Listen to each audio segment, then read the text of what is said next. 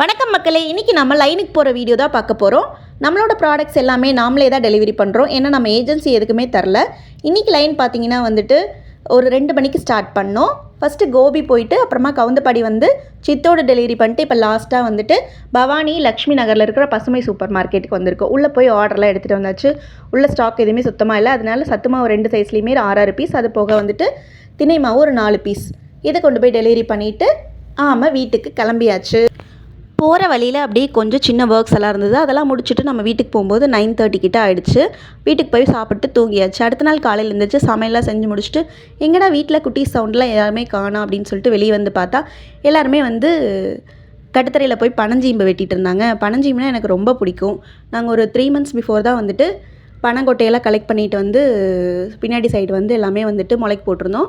அதில் முளைப்பு வந்த பாதியெல்லாம் வந்துட்டு பனங்கிழங்கு எடுத்தாச்சு. இந்த மாதிரி முளைப்பு வராத ஸ்டக்காகி நின்னதெல்லாம் வந்துட்டு சீம்பு இருக்கும், அதெல்லாம் வந்து வெட்டி எடுத்து சாப்பிட்டாச்சு. எல்லாருமே வந்து இந்த சீம்பு இருந்ததுன்னா ட்ரை பண்ணி பாருங்கள், டேஸ்ட் சூப்பராக இருக்கும்.